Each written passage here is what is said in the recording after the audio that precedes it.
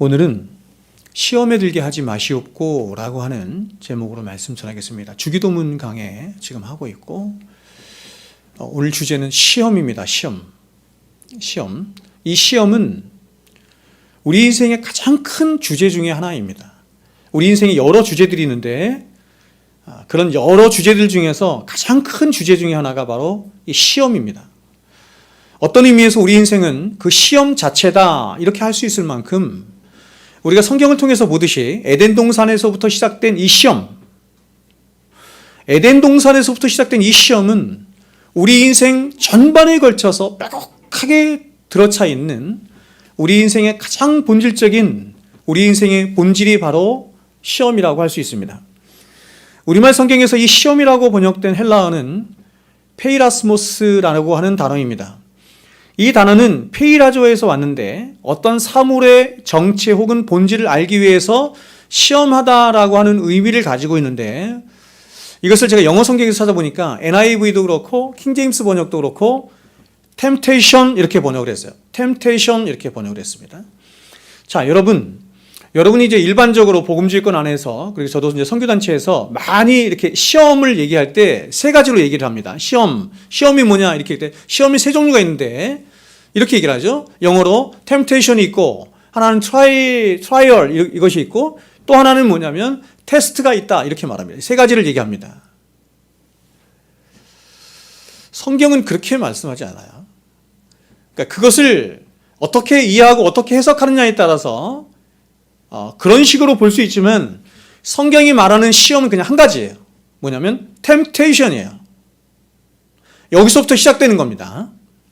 이 단어는 신약 성경에서 동사와 명사를 합쳐서 약 60회 정도 사용되고 있는데, 복음서에 나타난 이 시험의 주체를 보면, 그러니까 시험을 주는 주체가를 보면은 굉장히 다양합니다. 가장 먼저 시험을 누가 줄까요? 시험을 누가 줘요?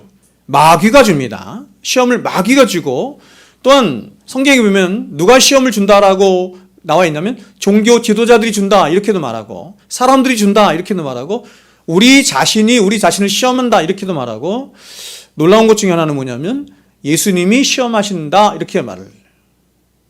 예수님이 시험하신다. 그러니까 이걸 해석하는 게 그래서 이제 사람들이 테스트 이렇게 해석하는데, 그렇게 해석하면은 잘못하는 겁니다. 따라서 이 시간에 이 모든 시험에 관한 문제들 다 다룰 수 없고, 오늘 주기도문에서 말씀하는 시험의 의미에 한정해서 제가 말씀을 나누겠습니다.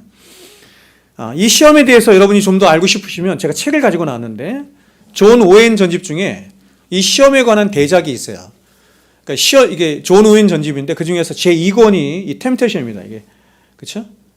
템테이션 이렇게 돼 있죠, 시험. 그래서 이 책을 여러분이 읽어보시면 더 좋겠다라고 하는 생각을 제가 합니다. 우리 인생에 여러 가지 큰 주제들이 있어요. 시험이라고 하는 주제도 있고, 제가 지난번에 잠깐 언급했는데 염려라고 하는 주제도 있죠. 염려. 그렇죠? 우리는 염려 속에서 벗어나지 못하잖아요. 시험 속에서 벗어나지 못하잖아요. 그러니까 우리 인생의 주제예요, 주제.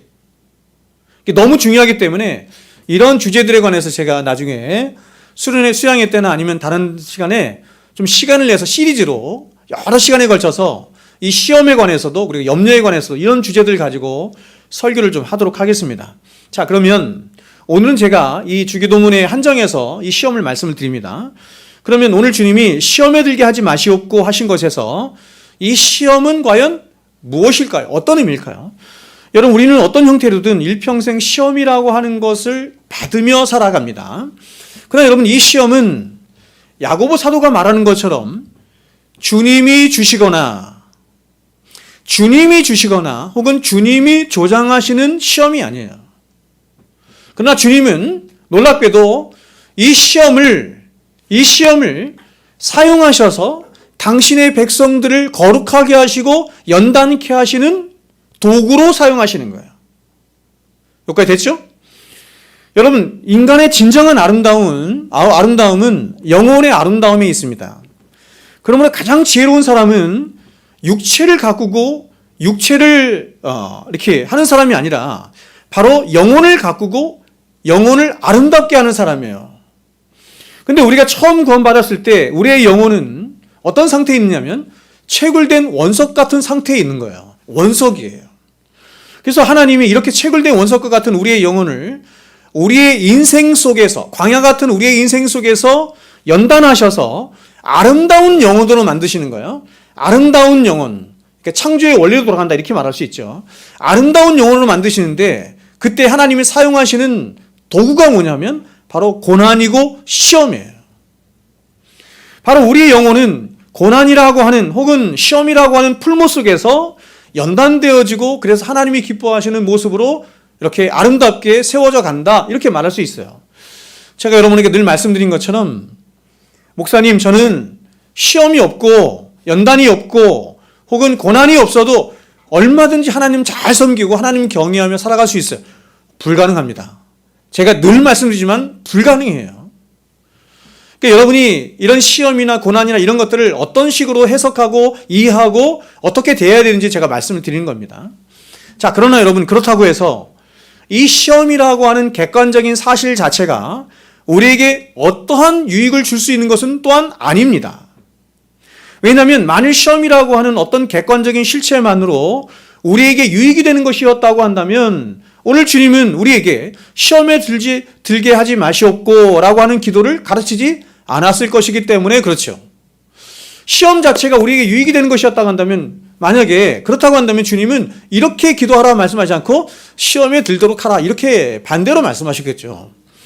마찬가지로 여러분 야고보 사도 역시 이 시험의 출처가 바로 우리 내면 안에 있는 욕심, 미혹으로부터 비롯된 것임을 말하므로 시험이라고 하는 어떤 객관적인 실체 자체가 그 자체로서 선하거나 우리에게 어떤 유익을 줄 수 있는 것이 아님을 말씀해요.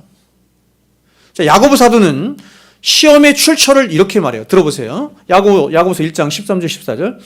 사람이 시험을 받을 때에 내가 하나님께 시험을 받는다 하지 말지니 하나님은 악에게 시험을 받지도 아니하시고 친히 아무도 시험하지 아니하시느니라. 하나님은 누구도 시험치 아니하시고 시험을 받지도 아니하신다 이렇게 말을 하죠. 오직 각 사람이 시험을 받는 것은 왜 시험을 받냐면 자기 욕심에 끌려 미혹된다 이렇게 말하는 거예요. 자, 좀 더 풀어서 말할게요. 사람이 시험을 받는 것은 뭐냐면 자기 안에 있는 죄로 말미암은 욕심에 미혹돼서 여러분 시험에 드는 거거든요. 그러면 우리 안에서 이 시험을 조장하고 이 시험을 일으키는 장본이 누구예요? 그걸 마귀라고 하는 거예요. 그러니까 사탄이라고 하는 것입니다. 따라서 여러분 어떤 면에서 시험이라고 하는 것은 인간의 죄로 인한 욕심의 미혹됨으로 나온 것이기 때문에 그 시험 자체가 갖는 목적이 뭐냐면 그것은 파멸이고 심판이고 영원한 죽음에 이르게 하는 거예요. 마귀가 왜 우리에게 시험을 일으키느냐? 우리 안에 있는 이 죄로 말미암은 이 미혹됨으로 말미암은 시험이 왜 일어나느냐? 그것의 목적이 뭐냐? 시험의 목적이 뭐냐? 우리를 죽이는 것입니다. 우리를 멸망에 이르게 하는 거예요. 그래서 야고보 사도가 1장 14절에서 먼저 이렇게 말했죠. 오직 각 사람이 시험을 받는 것은 자기 욕심에 끌려 미혹됨이니 라고 시험의 출처에 대해서 먼저 말한 후에 바로 이어지는 15절에서 인간의 욕심에 잉태된 그 시험의 목적이 무엇인지를 또한 이렇게 말하는 거 들어보세요. 15절에서 바로 이어서 그 욕심이 잉태한즉 그러니까 우리 안에 시험을 일으키는 그 욕심이 잉태한즉 죄를 낳고 죄가 장성한즉 몰라요. 사망을 낳느니라. 우리 안에 시험을 일으키는 이 욕심, 더 나아가서 죄의 궁극적인 목적이 뭐냐면 우리를 사망에 이르게 하는 것이다. 이렇게 말합니다. 그럼 여러분 무엇이냐면 그것은 바로 보세요. 이 시험을 믿음으로 극복하고 이겨낸 사람들, 이 시험이 뭔지를 몰라. 보통 사람들은요. 세상 사람들은 이 시험이 뭔지도 몰라. 근데 시험은 나쁜 거야. 이거 시험 받고 싶지도 않아. 그렇죠? 그리고 시험의 목적이 그런 것에 있기 때문에 그런 것에만 있는 사람들은 시험을 그렇게 보겠지만 그러나 이 시험을 다르게 보는 사람이 있다는 거야. 다르게. 무엇으로 봐요? 믿음의 안경으로 본다는 거예요. 믿음으로 이것을 보고 그래서 믿음으로 극복하고 이겨낸 사람들에게는 오히려 이 시험이 그에게 엄청난 영혼의 복을 가져다 주는 수단이 된다 이렇게 말합니다. 그러니까 여러분 시험이라고 하는 것은 마귀가 주는 것이고 또 우리 안에 있는 욕심으로부터 말미암아 발생하는 것인데, 근데 이 시험이 보세요. 어떤 사람들에게는, 이 어떤 사람들은 예수 밖에 있는 사람들을 말하는 거예요. 어떤 사람들, 세상 사람들에게는 파멸과 심판의 도구로 사용되어지고, 이게 교회 안에서도 사용돼요. 시험으로 말미암아 교회 안에 있는 진짜와 가짜를 이렇게 가리거든요. 이게 첫 번째예요. 근데 이 시험이 어떤 사람들에게는, 다시 말하면 믿음이 있는 사람들에게는, 믿음이 없는 사람들에게는 심판과 파멸이지만 믿음이 있는 사람들에게는 오히려 그 시험이 그들을 하나님의 거룩한 백성으로 연단시키는 선한 도구가 되어 나타난다. 이게 성경의 입장이에요. 그러므로 오늘 주님이 보세요. 시험에 들게 하지 마시옵고 라고 하신 이 기도는 하나님 나에게 시험 이 자체를 만나게 하지 말아 주십시오 라고 하는 그런 간구의 기도가 아니라, 우리가 하늘의 소망을 두고 믿음으로 살아가는 동안 필연적으로 만나게 되는 우리 인생의 수많은 시험들 앞에서 절대로 그 시험에 패배하지 않게 하여 주시옵소서. 더 나아가서 그 시험을 통해서 거룩한 하나님의 백성들로 지어져 가게 하여 주시옵소서 하는 기도인 거예요. 여러분, 우리가 지난 여러 시간을 통해 함께 나누었던 것처럼 이 주기도문의 제1차적인 수신자는 제자들이에요. 제자들에게 하신 말씀이고, 2차적인 수신자는 주님을 따라 믿음으로 살아가는 모든 하나님의 백성들. 그러니까 여기에 누구도 포함돼요? 우리도 포함되는 거예요. 따라서 이러한 주기도문의 맥락에서 볼 때 오늘 주님이 말씀하시는 시험이라고 하는 것은 이런 겁니다. 하나님의 이름에 거룩히 여기심을 받으시기를 위하여 기도하고, 주님의 나라가 임하기를 위하여 기도하고, 하나님의 뜻이 이 땅에서 이루어지기를 바라며 분투하며 살아가는 그 하나님의 백성들이 그런 믿음의 삶을 살아가는 과정 속에 만나는 시험을 말하는 거예요. 세상 사람들이 만나는 시험을 말하는 것이 아니라 믿음의 사람들이 만나는 시험을 말하는 거예요. 근데 그 시험에서 실패하지 않게 해주십시오. 그러므로 이 기도는 우리가 어떤 상태에 있든지 하나님의 구원을 바라고 그분의 도우심을 구하는 그런 항구적인 가치가 있는 것이, 그런 기도인 것이 사실이지만, 그러나 그럼에도 불구하고 이 기도는 지금 주기도문의 맥락에서 볼 때는 개인적인 유혹이나 어려움이나 침륜의 상태에서 구출을 바라는 그런 기도와는 거리가 먼 기도인 것입니다. 하나님, 내가 지금 이렇게 어려움이 있는데, 내가 이런 지금 상황에 놓여 있는데, 이런 기가 막힐 웅덩이와 수렁에서 나를 건져 주시옵소서. 이런 시험에서 그런 기도가 아니라는 얘기예요, 이게. 그러므로 이런 의미에서 성도의 삶은 온갖 종류의 이 시험들로 가득한 삶이기 때문에 결국 믿음으로 살아가야 할 성도의 삶의 본질이 뭐예요, 여러분? 그걸 영적 전쟁이라고 하는 거예요. 시험 속에 살아가기 때문에 이 시험을 어떻게 내가 믿음으로 반응하고, 어떻게 해석하고, 어떻게 이해하고, 그래서 어떻게 결정하며 살아가야 하느냐, 이 영적 전쟁이에요. 자, 여러분, 우리는 이러한 사실을 우리보다 먼저, 우리가 믿음으로 살아가도록 부르심을 받았잖아요. 그렇죠? 믿음으로. 그러면 우리가 믿음으로 살아갈 때 우리의 믿음의 본으로 삼아야 할 분이 있어요. 그분이 누구예요? 예수님. 그렇죠? 예수님. 그래서 우리가 이 믿음으로 살다 가신 주님의 생애를 통해서 우리가 볼 수 있는 거예요. 여러분, 주님은 전혀 죄가 없으신 가장 순결하신 하나님의 아들 독생자이십니다. 그런데 이러한 주님이 이 땅에 오셔서 하늘 아버지의 뜻을 구하는 삶을 사시죠.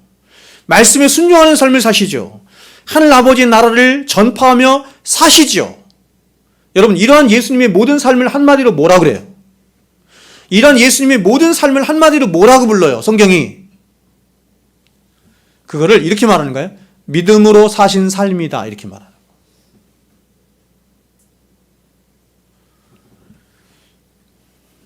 에베소서에 보면 믿음으로 말미암아 믿음에 이르게 하나니, 이거 제가 설교했잖아요, 옛날에. 그렇죠?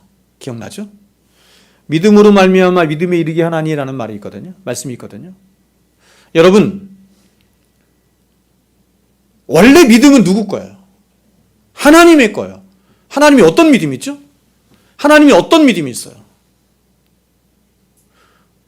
그 믿음으로 말미암아, 그 하나님의 믿음으로 말미암아 우리에게 믿음이 있게 됐다. 이게 에베소서 말씀하는 믿음으로 말미암아 믿음에 이르게 하나는 이런 뜻이거든요.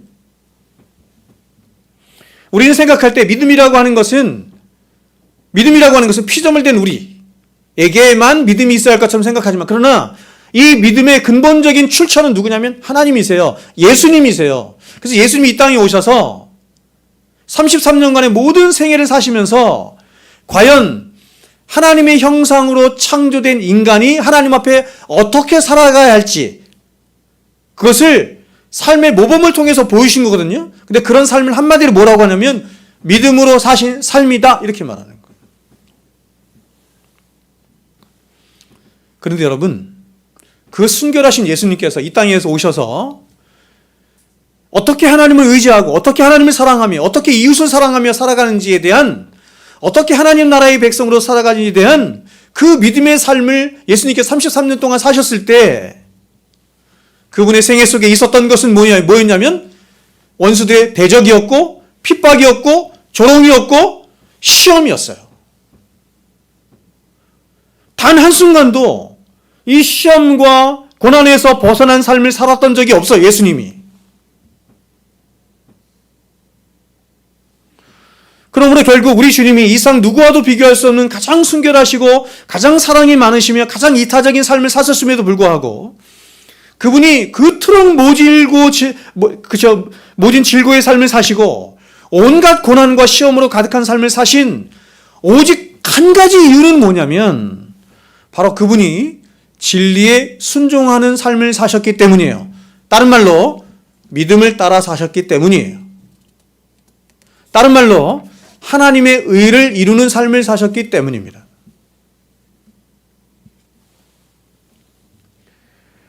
그러므로 자기 의에 도취하여, 하나님의 의가 아닌 자기 의에 도취하여 그 하나님의 의를 멸시하는, 이걸 로마서 1장에서는 불의라고 그랬어요. 하나님의 의를 멸시하는 것을 불의 이렇게 말했거든요. 이런 불의로 가득한 이 세상, 그러니까 이 세상은 어떤 세상이냐면 성경이 말하는 이 세상은 불의로 가득한 세상인데, 그 불의는 뭐냐면 하나님을 떠나고 하나님을 대적하고 하나님을 멸시하는 세상이다. 세상에 있는 모든 사상들이 다 어떤 세상이냐면 하나님을 떠나는 세상이에요. 너희는 이 세대를 본받지 말고 그랬죠? 이 세대, 여러분, 이 세대가 말하는 모든 사상들은 다 뭐냐면 하나님이 없다는 세상이에요.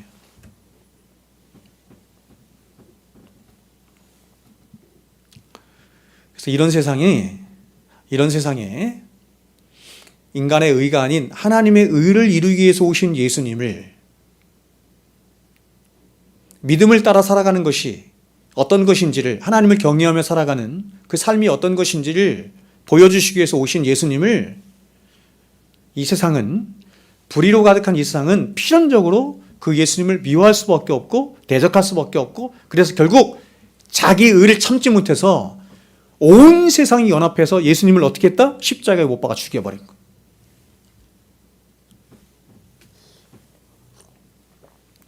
제가 수요 시간에, 그때가 저기였군요. 무슨 주간? 고난주간. 고난주간에 새벽 예배 때 전했군요. 제가 수요 예배 때가. 새벽 예배 때 누가 예수를 죽였는가? 라고 하는 제목으로 말씀 전해. 기억나세요?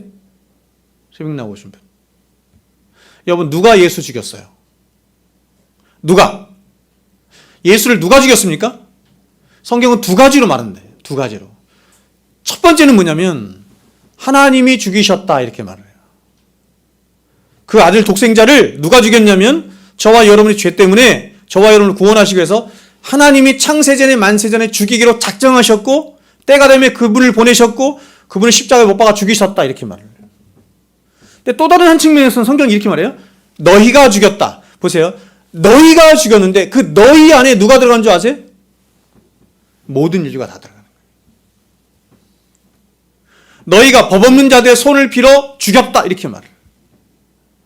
제가 그때 예수님의 죽음에 가담한 자들을 쭉 이야기를 했습니다. 예수님의 죽음에 가담하지 않은 인류가 없어요. 유대인들뿐만 아니라 유대의 종교 지도자들, 로마 병정들, 로마의 모든 당국자들, 모든 인류가, 여러분, 이 세상은 죄로 인한 이 세상은, 여러분 놀랍게도 죄로 인한 이 세상은 죄가 가지고 있는 그 목적 자체가 그런 것처럼 다 분열시키는 거예요. 다 분열시켜요. 그래서 예수님 당시에도 원수지간이 있었어요. 그 가장 대표적인 원수지간이 누구였죠? 헤롯과 빌라도였어요. 근데 성경 뭐라고 얘기했냐 아세요? 예수님을 죽이는 그 당시에는 헤롯과 빌라도가 친구가 되었다. 이렇게. 모든 인류가 가장 거룩하시고 흠이 없으신 하나님이신 예수님을 죽인 이상의 유일한 사건이 뭐냐면 예수 그리스도의 십자가 사건이에요. 그래 왜 모든 인류가 그렇게 죽였냐? 특정한 사람이 죽인 게 아니라 유대인들이 죽인 것도 아니고 로마 사람들이 죽인 것도 아니고 왜 모든 인류가 그렇게 죽였냐? 모든 인류 안에는 불의가 있기 때문이에요. 불의가. 하나님을 대적하는 불의가 있기 때문에. 목사님, 저는 제 안에 그거 없는데요. 아직 자기를 못 본 거예요. 제가 여러분에게 지금 이렇게 말씀을 전하고 있지만 제 안에도 있어요. 불의가.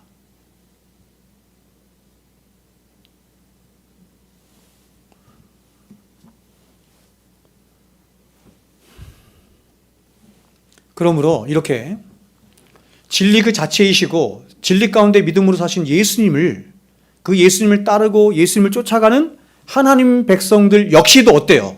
세상은 알아봐요. 세상이 예수님을 알아보고 그렇게 했던 것처럼 그 예수님을 따르고 예수님을 쫓아가는 하나님 백성들 또한 누가 알아보냐면 세상이 알아봐요. 세상이. 마귀가 알아봐요. 그래서 마귀와 세상은 온갖 수단을 다 동원해서도 어떻게 하냐면 그들을 핍박하고 시험해서 첫 번째 목적은 뭐냐면 구원을 못 받게 하는 거예요. 구원을 못 받게 하는, 어떻게 해서든지 하나님 백성 되지 못하게 하는 것이고, 두 번째는 뭐냐면 하나님 백성이 되어서도 믿음에서 이탈해서 살아가도록 하는 거예요. 하나님 백성답게 살지 못하도록 하는 거예요. 악의 세 축이 있어요. 여러분, 우리에게는 삼위 하나님이 계시죠? 성부, 성자, 성령 하나님이 계시는데 악의 세 축이 있어요. 그 세 축이 누군지 아세요? 마귀와 우리 안에 있는 죄와 세상이에요. 이 삼위일체, 악의 삼위일체가 언제든지 합력해서 하는 일이 뭐냐면 우리로 하여금 구원 못 받게 하는 거예요. 왜냐하면 우리의 구원이 가장 무엇과 긴밀하게 연결되어 있냐면 하나님의 영광과 긴밀하게 연결되어 있기 때문에 구원을 못 받게 하는 것이고, 그것이 강압으로 역사하든 속임으로 역사하든 기만으로 역사하든 모든 방법을 다 동원해서 하나님 못 믿게 하는 거예요. 하나님 못 믿게. 여러분 안에서 혹은 여러분의 환경 속에서 여러분으로 하여금 하나님께 가까이 가지 못하도록, 하나님을 바르게 믿지 못하도록 하는 모든 일들은, 모든 역사는 다 마귀가 주는 것이든 세상이 주는 것이든 우리 안에 죄가 일으키는 거예요.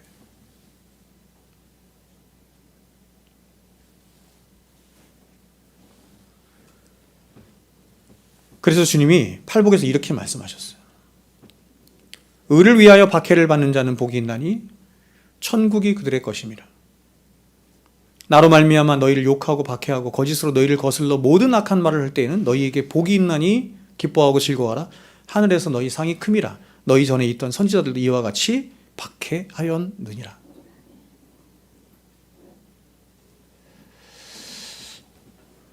저는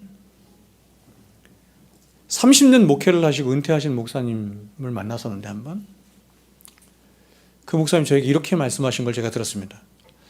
목사님, 나는 얼마나 하나님께서 나를 사랑하시고 얼마나 하나님께서 은혜를 주셨는지 내 30년 목회하는 동안 나는 늘 평안하게 목회를 했습니다. 속썩이는 성도들도 하나도 없었고 목사가 말하면 착착착착 성도들 다 순종하며 그렇게 목회를 너무 30년 동안 성공적으로 다 이끌었습니다. 정말 하나님의 은혜뿐입니다. 이렇게 고백하는 제가 목사님을 들었어요. 제가 성경에 입각해서 말씀을 드리면 그분은 믿음으로 목회를 안 하신 거예요.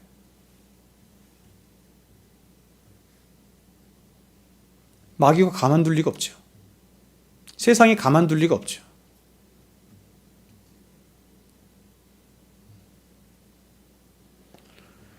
하나님 백성이긴 한데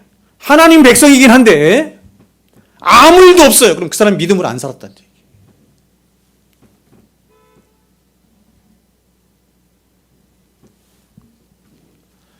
여러분, 성경에 나타난 믿음의 사람들 한번 보십시오.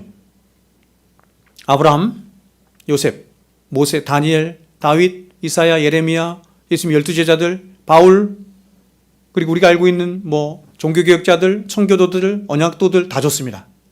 모든 사람들, 한 사람도 예외 없이 이 사람들이 세상으로부터 환영을 받거나 세상으로부터 안위를 받아본 적이 없어요.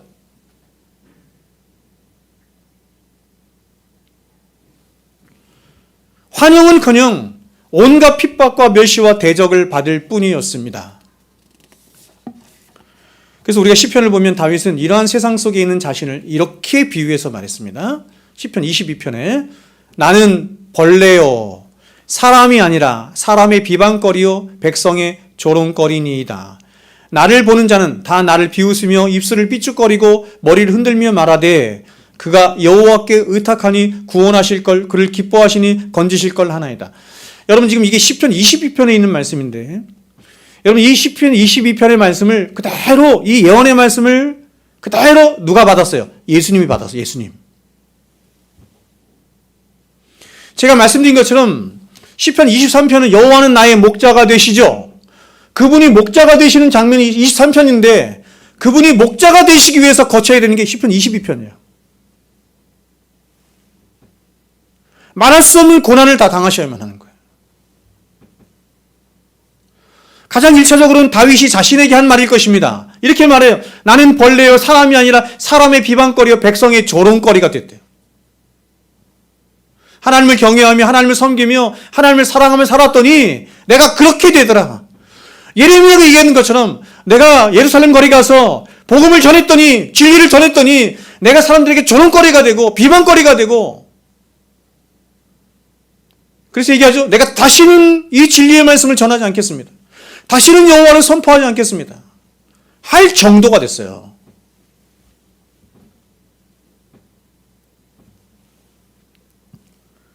또 다윗은 시편 2편에서 말하기를 여호와와 그 기름 부으신 자를 대적할 뿐만 아니라 그 기름 부으신 자, 즉 예수를 십자가에 못 박아 죽인 이 세상에 여호와를 경외하고 또 그의 아들에게 입맞춘 자신을 죽이려 하고 하는 그 원수들이 세상에 얼마나 많은지 그는 시편 3편으로 건너면서 이렇게 말합니다. 천만이 나를 둘러치려 하였다. 이렇게 말해요.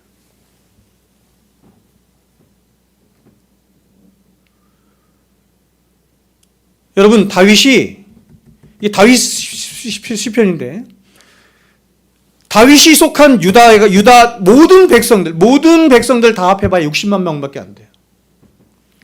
북이스라엘께 다 합해봐야 200만도 안 돼. 근데 이 사람은 어떻게 표현하냐면 내 원수가 1000만인이 둘러쳐 있다. 이렇게 말해요.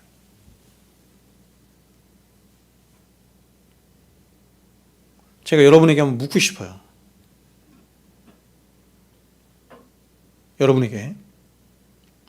여러분이 믿음으로 살아가면서 이 세상에는 왜 이렇게 나를 대적하는 자들이 많은가? 사람만을 말하는 게 아니에요. 왜 그럴까? 이 세상은 왜 이렇게 나를 대적하는 것일까? 이 세상에서는 내가 안식할 곳이 없구나. 평안을 누릴 곳이 없구나. 누가 그렇게 사셨어요? 예수님. 머리 하나 둘 곳 없는 생애를 사셨죠?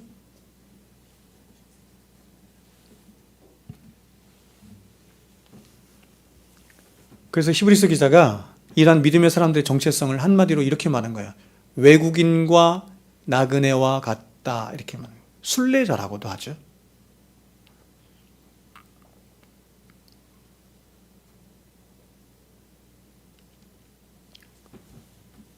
우리가 진리를 알아가면 알아갈수록, 그래서 믿음으로 살아가면 살아갈수록 가장 크게 깨닫는 것 중에 하나가 뭐냐면 그것은 내가 살아가는 이 세상이에요. 여러분, 성경이 세상이라고 말하기도 하고 이렇게도 말해요. 세계, 이렇게도 말해요. 세계. 세계와 세상은 달라요. 세계는 하나님이 창조하신 세계이기 때문에 아름다운 세계죠. 자연만물 얼마나 아름답습니까? 우주가 얼마나 오묘합니까? 그렇죠? 근데 성경이 말하는 세상은 타락한 세상을 말하는 거예요. 영어로 월들리 이렇게 번역을 해요.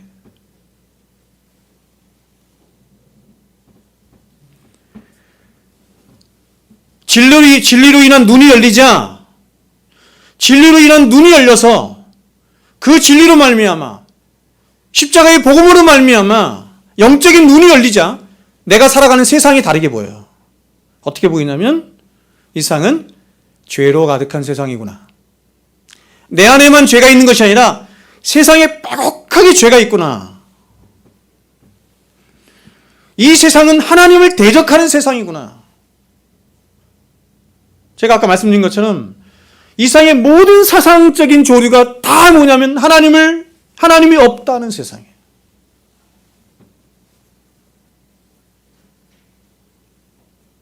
제가 나중에 어떤 이 시대적인 사상적인 조류에 대해서, 흐름에 대해서 여러분에게 한번 말씀을 드릴 기회가 있으면 말씀을 드리겠지만, 모든 시대마다 사람들이 추구하는 이런 사상적인 조류가 다 뭐냐면 하나님을 밀어내는 거예요.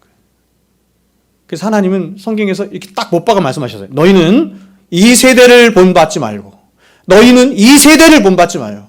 이 세대 자체가, 이 세상이 말하고 싶어하는 이 세대의 이 사상 자체가 뭐냐면 하나님을 없다 하고 하나님을 밀어내는 세상이에요. 하나님을 대적하는 세상이에요.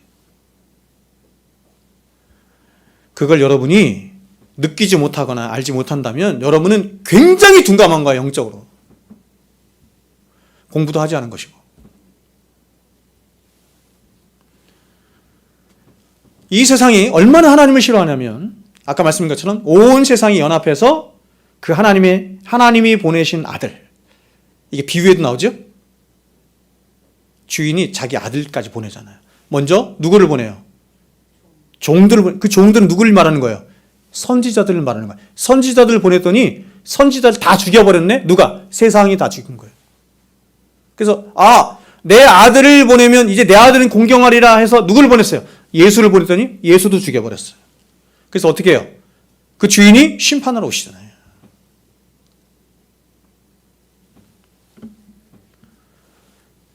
그래서 그 예수를 따르는, 하나님을 믿고 예수를 따르는 하나님 백성들 역시 세상은 금세 알아보고 미워하는 거예요.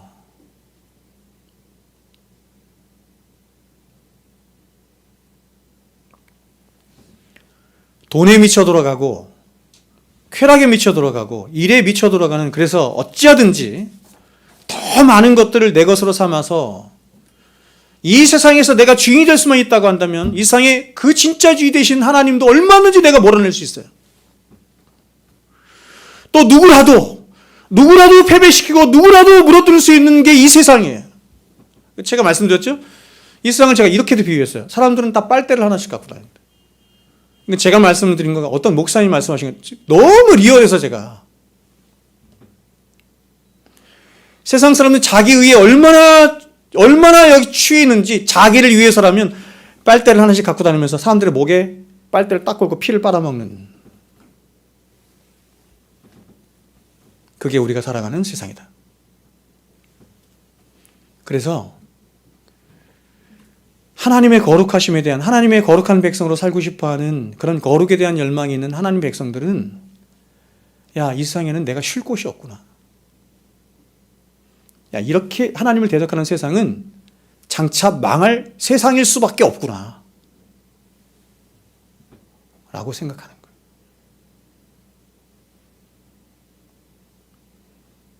여러분, 세상이 망할 것 같아요?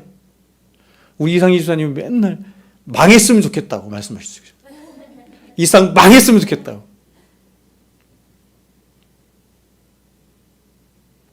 세상이 망할 것 같아요? 사람들이 하는 짓거리들 보니까, 행동들을 보니까 망할 것 같습니까? 뉴스를 보면, 세상 여기저기서 일어나는 사람들의 행동들을 보면, 행위들을 보면, 인간의 역사를 보면 결국 세상은 망할 것 같아요? 세상은 여러분 다른 누구 때문에 망하는 게 아니에요. 인간의 죄 때문에 망하는 거예요. 저는 여러분 제가 과학에 대해서 잘 모르지만 연력학 법칙이 1법칙, 2법칙, 3법칙이 있는데 그 중에서 제 2법칙이 뭔 줄 아세요? 2법칙. 연력학 제2법칙이 뭐예요? 대답을 안 아시면서. 엔트로피 법칙이라고 하잖아요. 엔트로피는 쓰레기를 말하는 거예요. 그러니까 세상에 쓰레기가 점점 쌓인다는 거예요. 저는 이게 성경에 부합한다고 생각해요. 세상은 점점 인간적인 이 욕심과 탐심으로 말미암은 쓰레기들이 쌓여서 결국엔 세상이 망하는 거예요.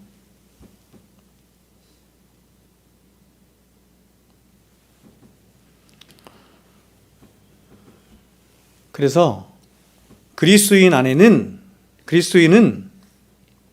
이런 세상과 자신을 향한 탄식의 소리를 내게 된 거예요. 탄식. 이렇게 말하죠. 오라 나는 곤고한 사람이로다. 이 사망의 몸에서 누가 나를 건져내랴.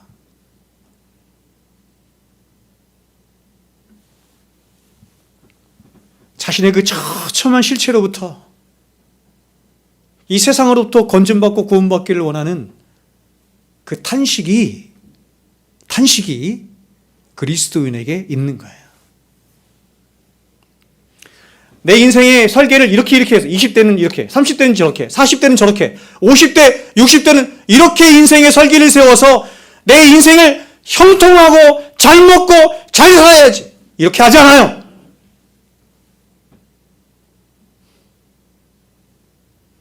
제가 분명히 말씀드려요. 그렇게 하지 않아요.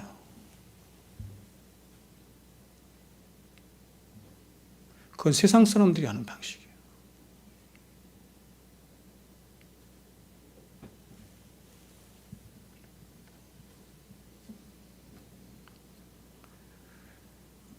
그런 인생의 계획들을 제가 무시한다는 건 아니지만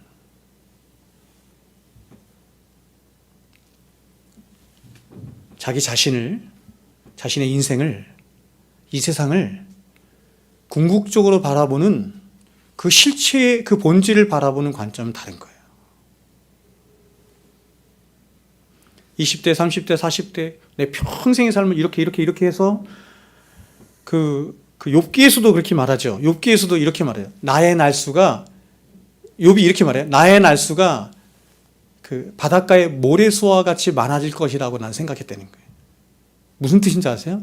나의 모든 날수가 이렇게 하나님이 주시는 일반은총으로 잘 먹고 잘 살고 평안히 누리다가 가까이라고 생각했다는 거예요. 그런 인생을 꿈꾼다는 거예요. 인생들이 다.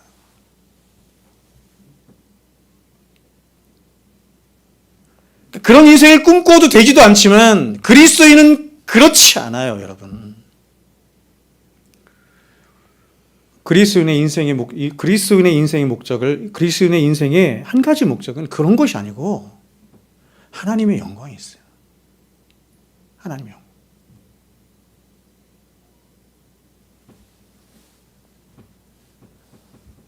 (20대에는) (30대에는) (40대에는) (50대에는) (60대에는) (70대에는) (80대에는)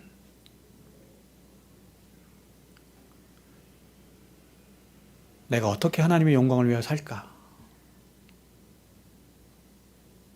어떻게 하면 내가 더 거룩한 하나님의 백성으로 살까? 여러분, 이 염려합니까? 우리 중에는 저도 뭐 그런 생각 하니까 자꾸 힘들고 어려울 때마다 자연인이 돼야지. 나는 자연인이 돼야 산으로 들어가야지.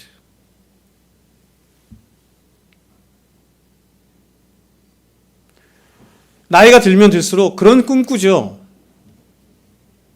내가 나이가 들고 병들었을 때 70대가 80대 어디 좋은 이렇게 그죠 물 좋고 산 좋은 데 가서 아니면 내 인생을 잘 보낼 수 있는 곳에 제가 보니까 이게 세종 같아요. 세종이 나이가 들어서 보내기가 너무 좋은 데야. 그런 생각들 하잖아요. 그래서 그 준비하잖아요. 그러면 안 된다는 거예요, 여러분.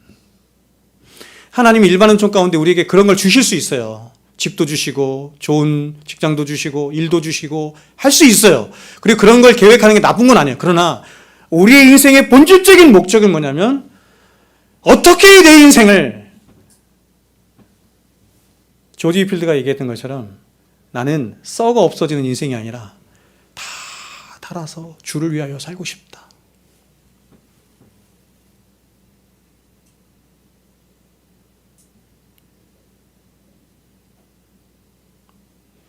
제가 집에 어머니를 이렇게 보면서 생각합니다. 죄송합니다. 어머니를 보면서 생각해요. 너무 달라져서 이제 잘 움직이지도 못하시고 기력도 없고 힘도 없고 내가 그럴 때가 올 텐데.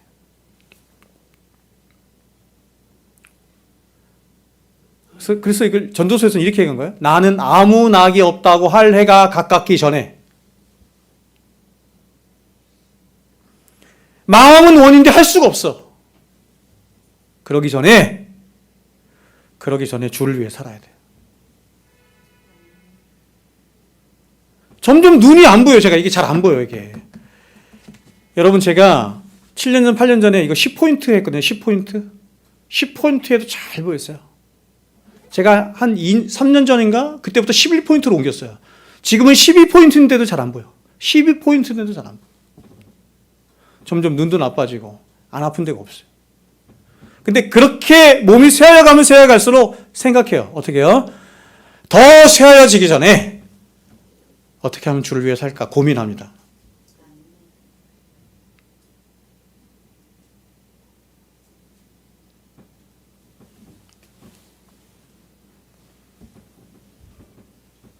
오늘날 예수를 믿는다고 하는 사람들 가운데 이런 세상과 자신의 영혼을 향한 탄식은커녕 정말 이 세상이 정말 살만한 세상이고 오랫동안 살면 좋은 세상인 것처럼 그렇게 세상과 버타고 세상을 기뻐하며 세상을 시류를 따라서 얼마나 세상을 이렇게 보조를 잘 맞추는지 몰라요. 그래서 말씀을 듣는 데는 너무 무디고 겨우 주일날 와서 말씀 한번 듣는 걸로 끝나고 뭐 세상의 전문가, 뭐 부동산 전문가니 무슨 그 미래를 설계하는 거 그거 뭐야? 그런 데 가서 듣는 거예요.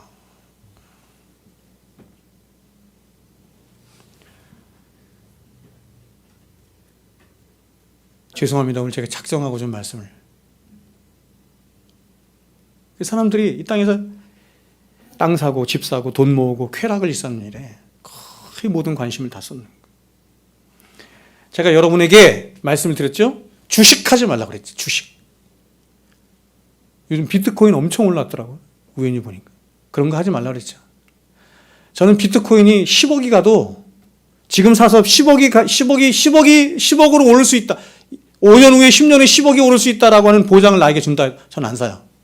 왜냐하면 제 인생을 5년, 10년 동안 10억을 벌기 위해서 제 인생을 거기에 허비하고 싶지 않아요. 주식을 하든지 비트코인을 하든지 뭐 이런 거 하면 어떻게 해요? 다 빼앗기잖아요. 시간도 빼앗기고 마음도 빼앗기고. 성경은 계속해서 우리의 마음은 하나님의 것이라고 하는데 우리의 마음은 하나님의 것이죠. 하나님께 마음을 두고 살라는 거예요. 근데 이 마음이 자꾸 거기에 빼앗겨. 제가 늘 말씀드리죠. 여러분 취미생활 하는 거 좋아요. 그러나 홀릭하면 안 돼요. 홀릭.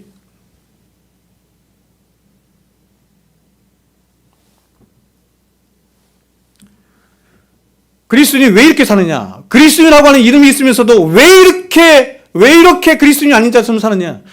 그는 그들 안에 진리 가운데 살아가고자 하는 영혼의 통렬한 부르짖음과 몸부림이 없기 때문이에요. 저는 좀 굉장히 엄격한 사람이니까 제가 말씀을 드리면 이런 영혼에 대한 이게 통렬한 몸부림이 없는 하나님의 거룩하심에 대한 하나님의 영광에 대한 정말 그런 몸부림과 이런 목마름이 없는 사람을 과연 그리스도인이라고 할 수 있을까?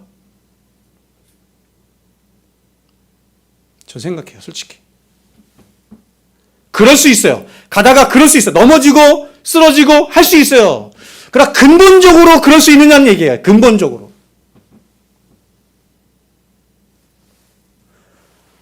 오늘날 사람들은 그렇게 생각하는 것 같아. 대충 구원이나 받고 구원이 전부인데 구원을 전부라고 생각 안 하고 대충 구원이나 받고 적당히 세상과 타협하며 그렇게 평안하게 살고 싶은 거예요. 이 사람들은 생각하기를 이미 나는 구원은 따른 당상이니 이제 내가 이 세상에서 힘쓰고 몰두하고 애써야 할 것은 이 세상에 성공하고 잘 되고 존경받는 일이라고 생각하는 것 같아요. 세상에서 잘 되고 성공하는 일보다 성공하는 일이 자기가 구원받는 일보다 훨씬 크다고 생각하는 것 같아, 실제로.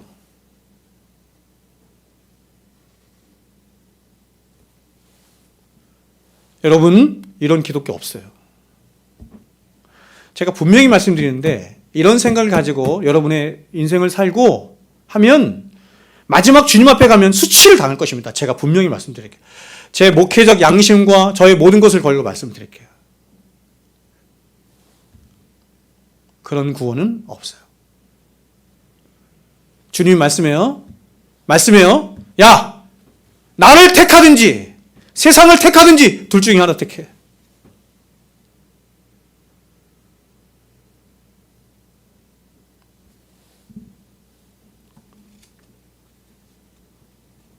매튜 미드가 유사 그리스인이라고 하는 책을 썼잖아요. 그렇죠? 저희 집에 있거든요. 매튜 미드가 유사 그리스인을 썼을 때는 지금과는 비교도 되지 않을 만큼 이렇게 영적으로 굉장히 사람들이 민감하고 굉장히 경건한 때입니다. 우리하고는 비교도 되지 않는. 근데 그러한 때에 매튜 미드가 사람들을 보니 너무 가짜들이 많은 거야. 유사 그리스인들이. 만일 오늘날 매튜 미드가 살았다고 한다면 탄식을 할 것 같다, 이런 생각이 들어요. 여러분이 빛 가운데 살아가지 않고 어두움 가운데 행할 때에는 그 어두움이 어떤 것인지를 결코 몰라요. 어둠이 무엇이고 그 어둠으로 인한 결과가 뭔지를 잘 몰라. 두려워하지도 않아, 그래서. 그러나 그 어두운 여러분의 영혼 안에 참된 진리의 빛이 들어오는 순간, 그리고 그 빛된 삶으로 여러분이 몸부림치며 살아가려고 하는 순간, 그때 여러분은 이 세상과 여러분 자신이 얼마나 거짓되고 가식으로 물들어 있고 얼마나 죄오로 가득한 존재인지 비로소 그 진짜 실체를 보게 돼요. 그러므로 오늘 주님이 주기도문을 통해 말씀하신 시험은 바로 이런 성도들의 삶에서만, 즉 진리 안에서 믿음으로 살고자 하는 그런 통렬한 몸부림이 있는 성도의 삶에서만 존재하는 시험을 말하는 거예요. 그러므로 여러분이 이 세상으로부터 고난과 핍박과 시험을 받으면 받을수록 여러분은 그 진리가 여러분 안에 있다는 사실을 더 확인하게 되는 거예요. 그래서 앞에 있는 우리 모든 믿음의 사람들은 자신이 예수 때문에 혹은 진리 때문에 고난받는 것을 당연하게 여길 뿐만 아니라 그것을 기쁘게 여겼습니다. 베드로전서 1장 6절 이렇게 말해요. 그러면 너희가 이제 여러 가지 시험으로 말미암아 잠깐 근심하게 되지 않을 수 없으나, 우리가 세상에서 시험을 만나고 고난을 당하고 어려움을 당하면 그런 모든 것들을 얼마든지 우리가 이겨낼 수 있다, 이렇게 말하지 않죠? 그 모든 것들 앞에 우리는 때로 쓰러지기도 하고 실망하기도 하고 넘어지기도 하고 좌절하기도 한다는 거예요. 잠깐 근심하게 된다는 거예요. 연약하니까, 죄인이니까. 그러나 우리 안에 진리가 있기 때문에 그 진리가 우리를 다시 어떻게 하냐면 크게 기뻐하게 한다는 거예요.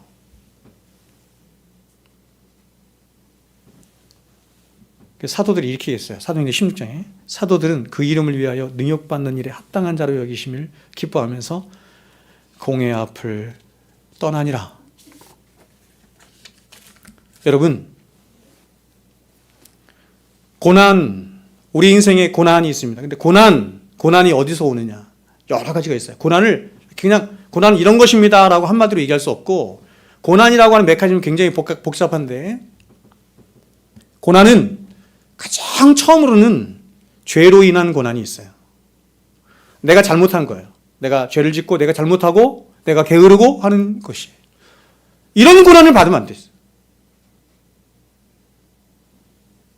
근데 예수 때문에 당하는 고난이 있어요. 부지불식 중에 당하는 욥과 같은 고난도 있지만 세 번째 고난은 뭐냐면 진리 때문에 당하는 고난, 예수 때문에 당하는 고난. 더 나아가서 더 거룩한 고난은 뭐냐면 찾아가는 고난이에요. 이 찾아가는 고난을 예수님이 우리에게 모범으로 보여주셨어요. 촛불이 타듯이 자신을 다 태워서 많은 사람들을 부욕해 하고 주의 진리를 진리되게 하는 그 일에 자신을 태우는 거야. 그게 찾아가는 고난이에요.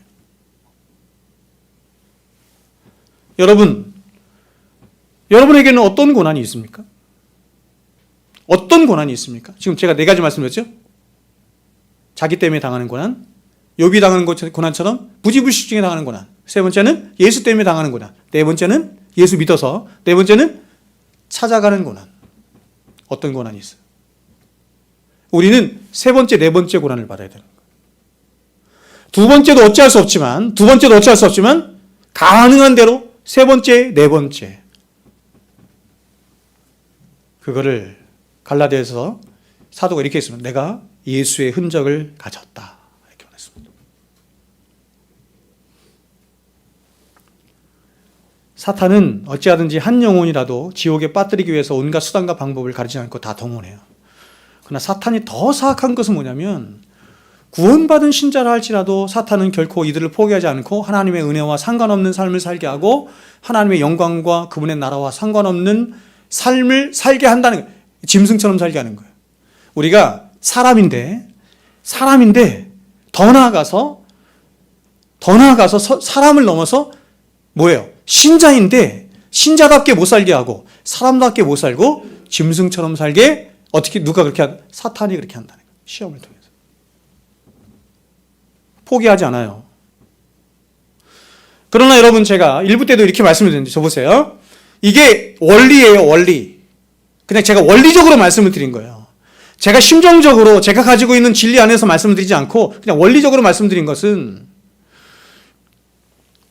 그리스도인이라 할지라도 구원받은 그리스도인이라 할지라도 이렇게 수많은 그렇죠? 사탄과 세상이 주는 시험으로 말미암아 이렇게 침륜에 빠질 수 있다 이렇게 말하는 거예요. 그러므로 오늘 주님이 시험에 들지 않게 기도하라 하신 것은 바로 이렇게 하나님의 백성이라 할지라도 그 하나님의 영광과 나라와 관계없는 오히려 하나님 백성이면서도 하나님의 이름을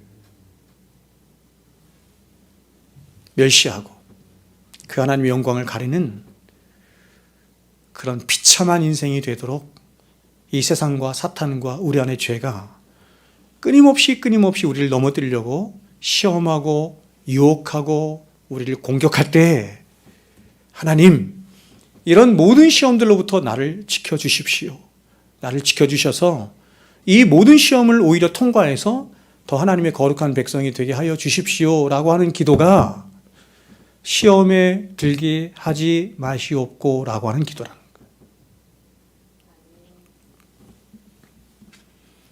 우리는 여기서 이 시험과 연관된 신자의 책임에 대한 분명한 자세와 태도를 가져야 합니다. 왜냐하면 우리는 이 시험에 대해서도 우리 스스로가 우리 자신을 끊임없이 속이고 기만하며 핑계하려는 자기 기만의 죄를 가지고 살기 때문입니다. 여러분 우리가 아는 예수님은 제자들이 모인 최후의 만찬의 자리에서 제자들에게 너희들에게 앞으로 많은 핍박과 고난과 시험이 있을 것인데 또한 그런 시험에 너희들이 넘어지고 실패하는 일이 있을 것이다 라고 말씀하셨습니다. 하지만 베드로는 이러한 주님의 말씀에 자신은 절대로 주님을 버리지 않을 것이다 라고 장담해요. 그래서 예수님은 오히려 이런 베드로에게 네가 오늘 밤 닭이 2번 울기 전에 네가 나를 3번 부인할 것이다 라고 말씀하세요. 그자 베드로는 이러한 주님의 말씀을 더욱더 강하게 부인했고 함께 있던 제자들도 부인을 합니다. 그리고 이렇게 최후의 만찬이 끝나고 주님은 이런 제자들을 데리고 어디로 가시냐면 겟세마네 동산에 가셔서 이렇게 말씀하십니다. 얘들아 시험에 들지 않도록 깨어서 기도해라 이렇게 말씀하세요. 그리고 예수님 자신도 예수님은 하나님이신데 예수님 자신이 내일 당장 자신이 지신 십자가를 생각하시며 깊은 기도에 들어가세요. 이 십자가를 지시는 일은 예수님에게 너무나 큰 고통이었고 너무나 큰 시험이었습니다. 우리가 상상할 수도 없는 시험이죠. 아까 말씀드렸던 온 세상이 다 연합해서 예수님을 죽이려고 하는 시험이죠.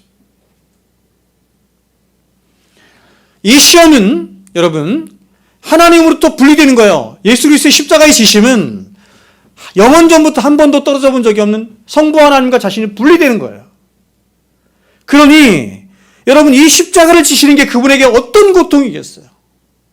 그래서 예수님도 이렇게 말씀하신 거예요. 그때 하나님께 기도하면서 겟세마네에서 아버지요, 아버지라고 부르죠. 아버지요, 이 잔을 내게서 옮길 수만 있으면 옮겨주십시오.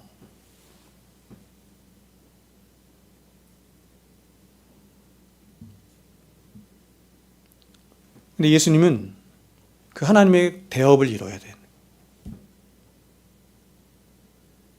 그래서 이 대업을 이루기 위해서 그 모든 시험을 통과해야 하기 때문에 예수님이 하신 일이 뭐냐면 그렇죠, 이렇게죠? 땀방울이 핏방울이 되도록 기도하신 거예요. 땀방울이 핏방울이 되도록 기도하지 않고는 이 시험을 예수님도 이길 수가 없으신 거예요. 그러자 누가 도왔어요? 그렇게 기도하자 성령이 도우시잖아요. 근데 여러분, 제자들은 어떻습니까? 코를 골며 잠을 잡니다. 그러자 이런 제자들을 주님은 깨우시며 이렇게 말씀해요. 너희들이 한시라도 깨어 있을 수 없느냐? 저는 여러분, 그냥 문자적인 의미로도 한시라도 깨어 있지 못한 그리스도인이 세상에 많다 생각해요.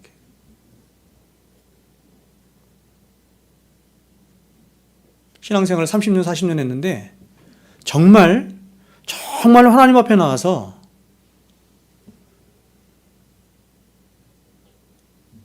자신의 영혼을 감찰하시는 하나님 앞에 나와서 진정으로 통회하며 자신의 마음을 토해내는 그런 기도를 30년, 40년 동안 신앙생활하면서 1시간도 안 한 사람 많다고 생각해요.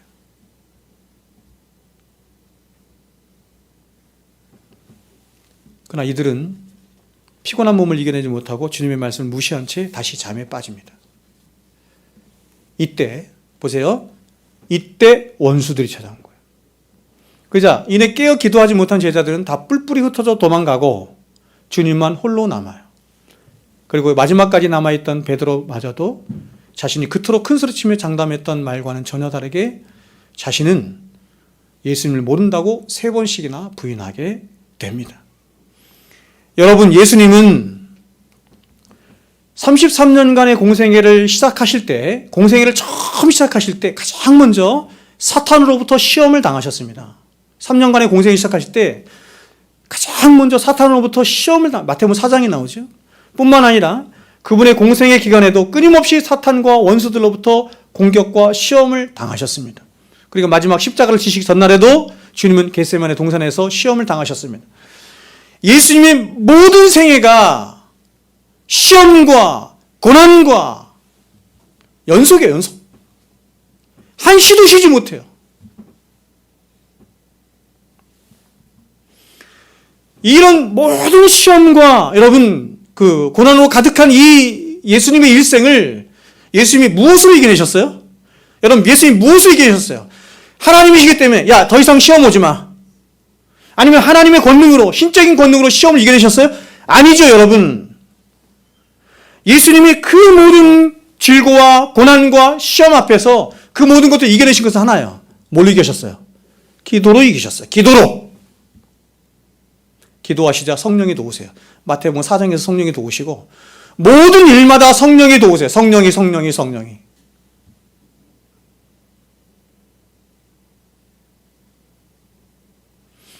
믿음 생활의 대원칙이 뭔지를 말하는 거예요.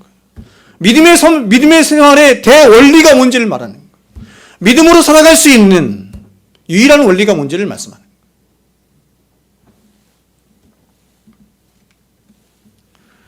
여러분, 지금 제자들이 당한 시험은 절대로 마귀의 강제력에 의해서 이루어진 게 아니에요.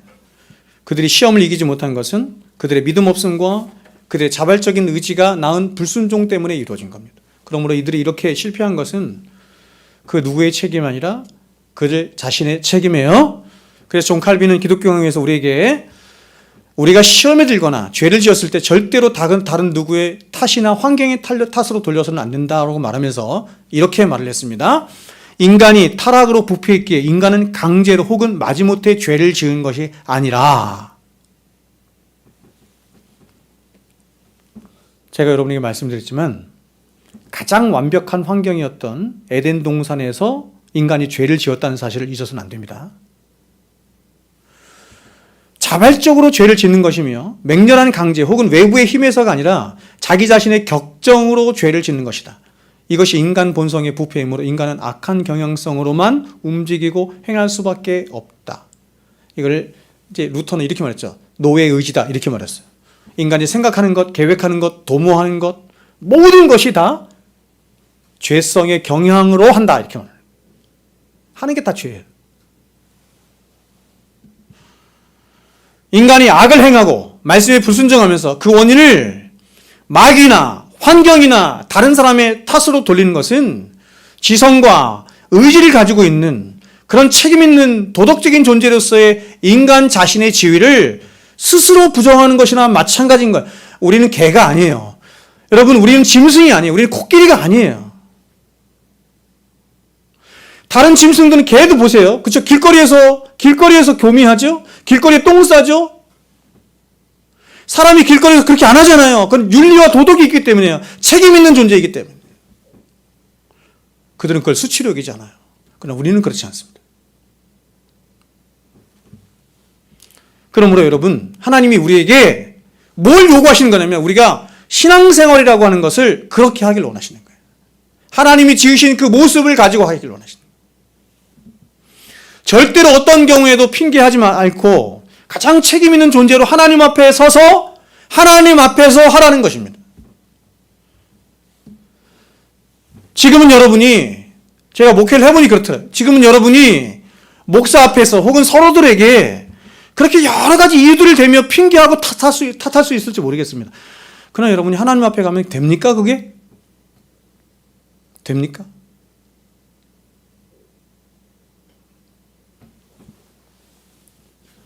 죄를 지은 아담을 한번 보세요. 아담이 하나님이 아담에게 이렇게 물으세요. 가라사대 누가 너의 벗었음을 내게 구하였느냐? 내가 너더러 먹지 말라 명한 그 나무 실과를 내가 먹었느냐? 다른 말로 할게요. 너 죄범했니? 이렇게 물은 거예요. 그러자 아담이 뭐라고 대답하냐면 이렇게 대답해요. 아담이 가로되 하나님이 주셔서, 기가 막히죠? 하나님이 주셔서 나와 함께 하게 하신 여자. 여러분, 아담이 하와를 처음 봤을 때 고백한 게 이거죠. 이는 내 뼈 중에 뼈, 살 중에 너는 나야. 그냥 너는 나 자신이야. 이렇게 말했어요. 근데 그 여자를 향해서 하나님이 주셔서 나와 함께 하게 하신 그 여자가, 그가 그 나무 실과를 내게 주므로 내가 먹었습니다. 이제 누구 핑계대고 있어요? 하나님 핑계대고 있고, 또 누구 핑계대요? 여자 핑계대고 있고, 또 누구 핑계대고 있어요? 환경 탓하고. 여러분, 하나님은 죄를 지은 아담에게 그 죄를 정확하게 지적하시며 그에게 회개할 기회를 주시는 거예요. 회개할 기회를.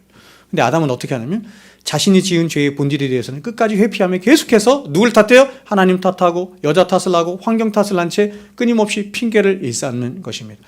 여러분, 우리가 이 땅을 믿음으로 살아가면서 우리가 죄를 짓지 않고 하나님의 자녀답게 그렇게 거룩하고 흠이 없는 삶을 살아가는 것은 너무나 귀하고 복된 거예요.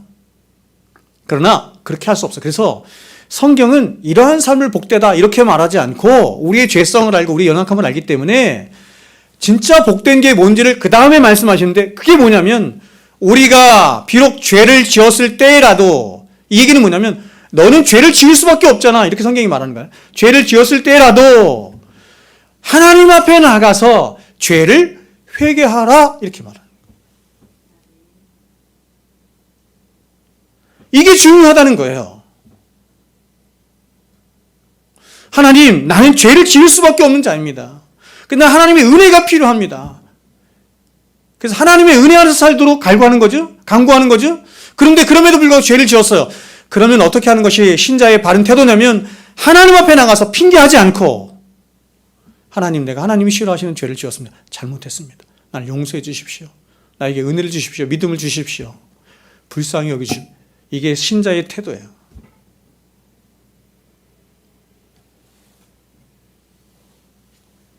여기서 더 중요한 게 뭐냐면 이렇게 연약하기 짝이 없고 죄로 가득한 우리의 실체를 보면서 이걸 깨닫는 거야. 아, 그렇구나. 나라는 존재는 이렇게 흙에 불과하고 죄의 덩어리에 불과한 존재구나. 나의 힘과 의지로 하나님의 말씀을 따라 순종하며 살아갈 수 없는 존재이구나. 나는 하나님의 은혜가 없이는 단 한순간도 살아갈 수 없는 존재이구나. 내게는 오직 하나님의 은혜뿐이구나. 이거 깨닫는 거예요. 여러분, 이것을 깨닫도록 하시기 위해서, 자 보세요. 이것을 깨닫도록 하시기 위해서 하나님이 하시는 게 뭐냐면 우리에게 시험을 허락하시는 거예요. 그래서 시험이 없다라고 한다면, 고난이 없다고 한다면 이거 못 깨달아요. 깨닫기가 너무 어려워. 그래서 하나님이 우리에게 시험을 허락하시고 고난을 허락하셔서 이거 깨닫게 하시는 거예요. 오직 은혜, 오직 믿음, 오직 예수, 이거 깨닫게 하시는 거예요.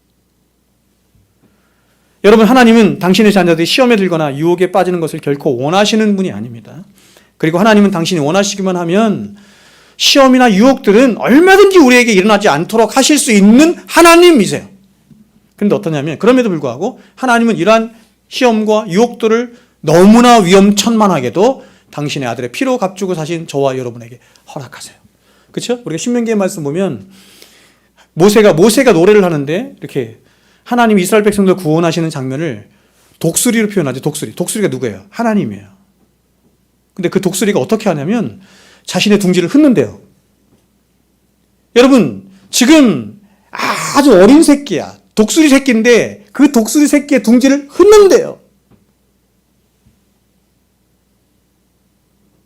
아니, 그런 부모가 어디 있어요? 그런 미친 부모가 어디 있어요? 근데 독수리가 하나님이 자신의 새끼가 있는 둥지를 흩는데요. 그리고 위에서 너풀거린대. 정신이 없어. 너무 힘들어. 누구 때문에 힘들어? 자기 아빠 때문에 힘들어. 더 놀라운 게 뭔지 아세요? 그 다음에 절벽에서 떨어뜨린다는 거잖아. 새끼를 절벽에서 떨어뜨리는. 여러분, 새끼 절벽에 떨어뜨리면 어떻게 돼요? 죽죠, 당연히. 독수리이기 때문에 자신 있는 거예요. 독수리이기 때문에 밑에서 받는 거예요. 그 연습시키는 거죠. 나를 수 있는, 창공을 향해 나를 수 있는 연습을 독수리가 시키는 자신이 있어요. 하나님이 우리에게 시험을 허락하시고 고난을 허락하시고 어려움 가운데 있게 자신이 있기 때문이에요. 당신의 백성들. 시간이 좀 갔지만 제가 딱 3분만 더 하고 말씀 마치겠습니다. 여러분, 제가 요한계시록 말씀을 제가 전하면서 이게 생각이 갑자기 나서 이 말씀 전합니다. 요한계시록 6장 말씀을 제가 전하면서 6장의 주제를 이렇게 말했어요. 역창조를 통한 하나님의 새 창조. 이렇게 들어봤어요? 기억나요? 역창조를 통한 하나님의 새 창조. 여러분, 창조는 뭐죠? 창조는 뭐예요? 창조는 뭐예요? 뭐가 막 생기는 거잖아요. 새롭게 막 일어나는 거잖아요. 좋은 거잖아요. 그렇죠? 여러분, 그럼 역창조는 뭐예요? 그 창조의 반대인 역창조는 뭔데요? 무너뜨리는 거잖아요. 파멸시키는 거잖아요. 심판하는 거거든요. 근데 6장 7장에 보면 하나님이 역창조를 일으키세요. 그 역창조가 뭘로 오죠? 뭘로 와요? 그 역창조가 뭘로 와요? 하나님이 역창조를 세상에 일으키시는데 그 역창조가 뭘로 와요? 그걸 요한계시록에서는 뭐라고 표현했어요? 구원이라고 표현했어요? 역창조를?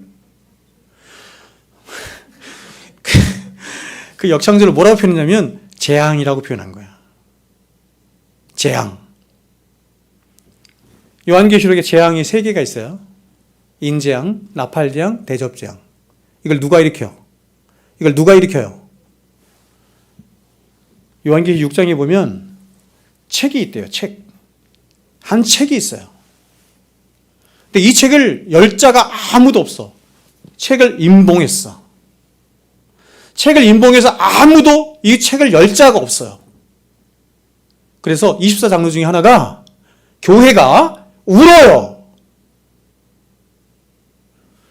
이 책을 열어야 책에서 인이 떼어지고 나팔이 불려지고 대접이 열려져서 세상에 심판이 임하는데 책을 열 자가 없는 거예요. 그래서 24장로 중에 하나가 울어. 24장로가 누구예요? 교회지. 교회가 울어요.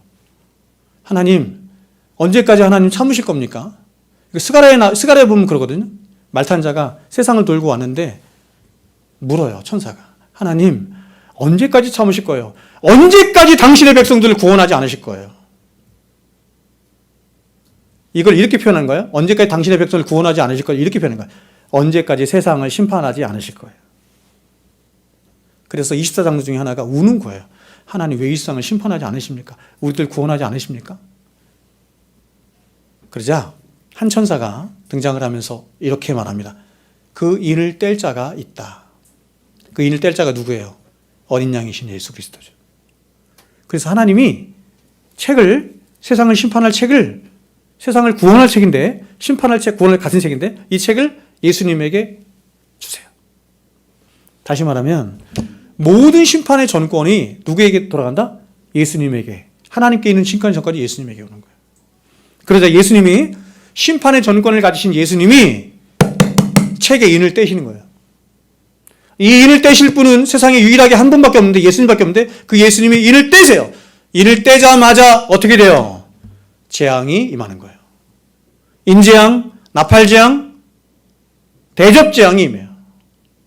여러분, 인재앙, 나팔재앙, 대접재앙은 한 가지 재앙을 말하는 것인데 예수님의 초림과 재림 사이에 있는 모든 심판과 재앙을 말하는 거예요.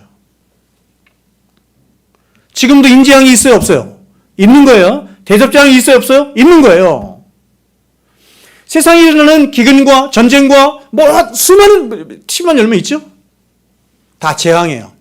사건, 사고들 다 재앙이에요. 그런데 여러분, 이 재앙이, 이 하나님이 내리시는 심판이 얼마나 크고 중요하냐면 이렇게 말을 해요. 제가 한번 말씀 들어볼게요. 위에 말씀 읽고 제가 마칠 겁니다. 잘 들어보세요. 이렇게 말해요.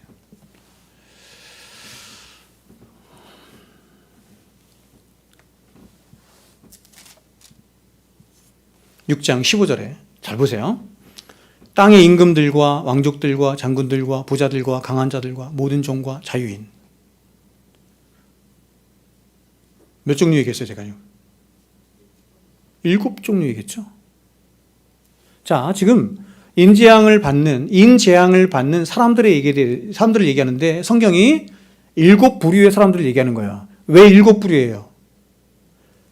모든 인간들을 말하는 거예요. 모든 인간들.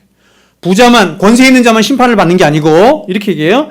임금들, 왕족들, 장군들, 부자들, 강한 자들, 종, 자유인 다. 7이라고 하는 숫자는 완전 숫자죠. 모든 인간이 다 심판을 받아요. 근데 그들이 어떻게 하냐면 이렇게 합니다. 굴과 산들의 바위 틈에 숨어요. 왜요, 여러분? 왜 그래요? 거기가 가장 안전할 수 있다고 생각하기 때문이에요. 하나님의 심판이, 인재앙이 임하는데 가장 알 수 있는 안전한 것이 거기라고 생각해. 근데 하나님의 심판이 임하자 이게 너무 무서우니까 이렇게 얘기합니다. 산들과 바위에게 말해요. 산들의 그 산들과 바위에 숨었거든요. 얘가 제일 안전하다고 생각했는데 하나님의 심판이 임하자 그 심판이 더 무서운 거야. 피할 수가 없으니까 뭐라고 얘기하냐면 이렇게 말해요. 우리 위에 떨어져 보좌에 앉으신 이의 얼굴에서와 그 어린 양의 진노에서 우리를 가리라.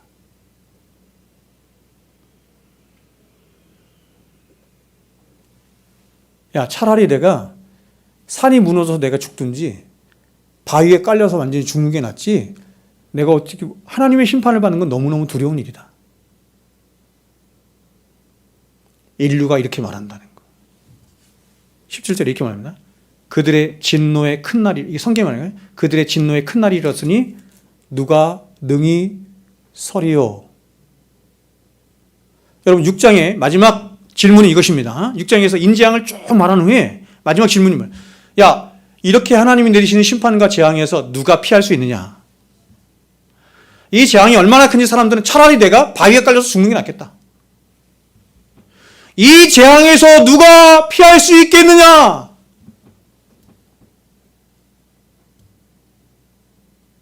아무도 못 피한다. 7장이 뭔지 아세요? 7장이 막간인데 이러한 질문에 대한, 하나님의 질문에 대해서 답하시는 거예요. 7장이 뭐가 나오죠? 제가 얘기했죠. 7장이 뭐가 나와요?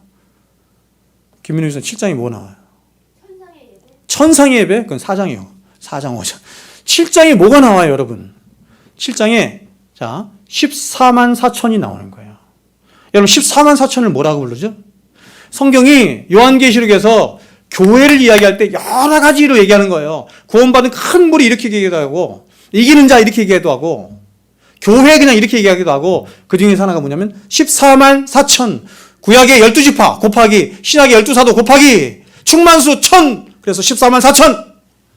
신천지가 말하는 것처럼 14만 4천 명 구원받는 것이 아니라 충만한 수 14만 4천 교회.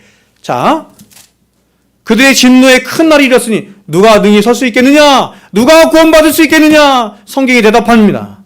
누가 구원받는가? 14만 4천 교회가 구원받는다. 어떤 식으로 구원받아요? 똑같은 심판이 임했는데, 똑같은 하나님의 재앙이 임했는데, 세상 사람들은 그것을 거기서 회개하지 않고 더 하나님을 대적하면서 차라리 날 죽여달라 이렇게 하는데, 그 중에서 어떤 사람들이 발생하냐면 하나님 앞에 회개하고 돌아오는 자들이 있더라.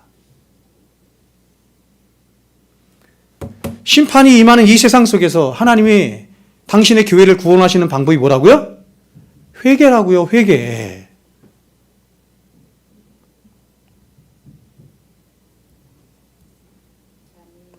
그러므로 여러분, 이 세상이 진노와 하나님의 진노와 심판과 우리 코로나 겪었잖아. 이런 일이 있으면 있을수록 교회는 어떻게 해야 된다? 회개하는 게 진짜 교회라는 거야. 회개하는 게 진짜 교회다. 하나님 백성이다.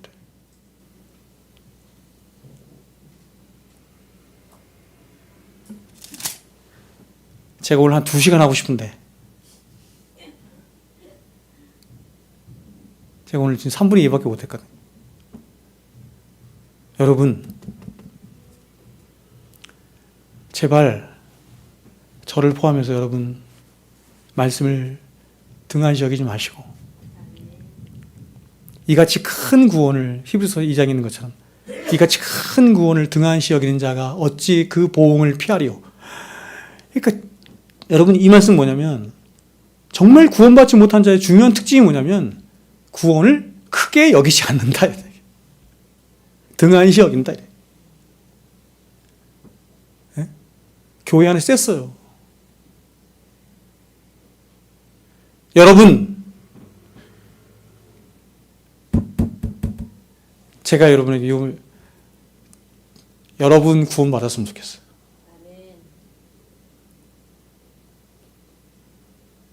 많은 사람이 아니라 진짜 여러분 구원받은 백성이 됐으면 좋겠어요. 그러면 돼. 그러면.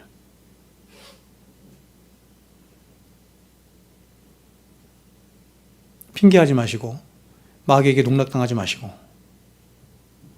말씀 앞에 정직하게 서서 여러분 자신을 살피는 여러분 되시길 바랍니다. 기도하겠습니다.